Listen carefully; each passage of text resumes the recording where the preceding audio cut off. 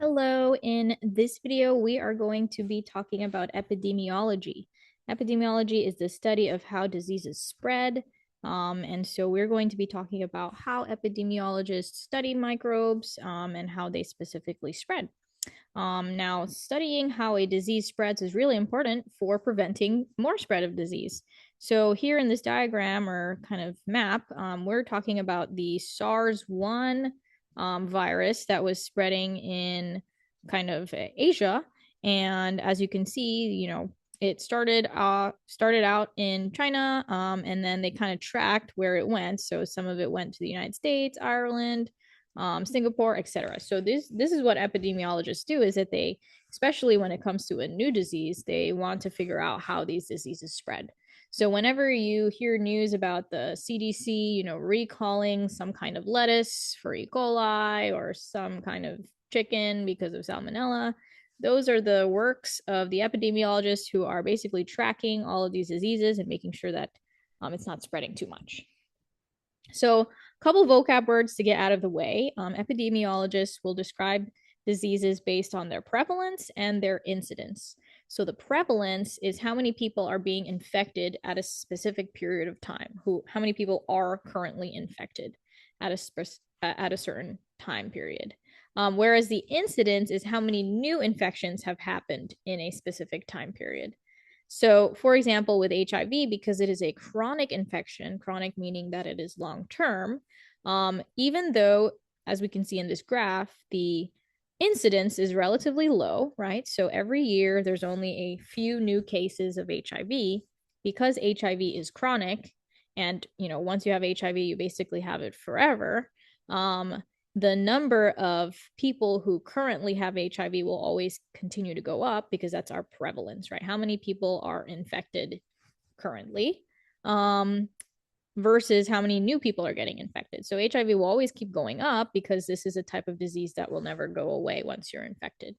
Now, if we were talking about a disease where you get sick and then you're usually better after a week, then the prevalence does not go up in the same way. And that is because it can start going down once people start feeling better. Okay, when we talk about diseases, we also talk about the modes of transmission. How do these diseases spread? And that is really important because if we, as epidemiologists, want to stop the spread, the first way is to figure out how it is spreading. Obviously, the most common one is direct contact. If you are in direct contact with another person who is sick, and they have the microbe on their hands or whatever, then, it can be transmitted that way. Indirect contact or indirect transfer would be through fomites. Those are inanimate objects, for example, a doorknob, syringes, etc. There are other ways to, transmit microbes. Some microbes are transmitted primarily through food. So, again, back to the CDC outbreaks of, Salmonella, E. coli in the lettuce and food. That's a common one. And then droplets. So, specifically, these are microbes that are traveling through the respiratory system usually. And so you sneeze or cough, and those air droplets are going to travel into the air, and then another person breathes that in, and that's how they acquire that microbe. And then there are some microbes that travel through vectors. So a vector is a living organism that is going to be actually transmitting the microbe from one to another.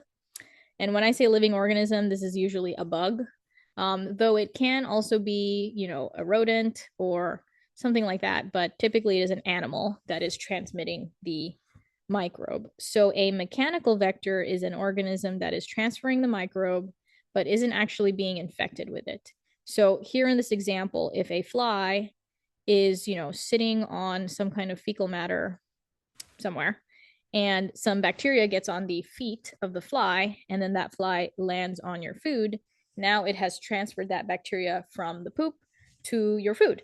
Now, did the fly get infected with the bacteria? Not necessarily, it was just on the foot. So the fly is fine, but it was the vector that transferred the bacteria from the poop to your food. And so we call that a mechanical vector. And that is different from a biological vector where the actual vector is infected during this process. So the classic one is malaria and mosquitoes. Mosquitoes, as we know, transfer malaria from one person to another, but when they transfer it, they themselves get infected with the malaria parasite. So that is different from a mechanical vector. All right. And so epidemiology, again, is super important for tracking diseases, especially emergent diseases. These are diseases that are new to the human population or they went away and for whatever reason they're coming back.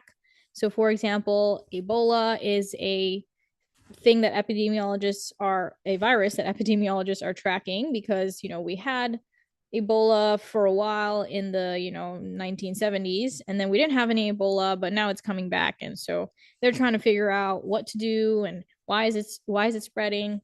And so epidemiology will always be an important field because there's always going to be a new disease that we have to track, whether it's an old one that's coming back or a completely new disease.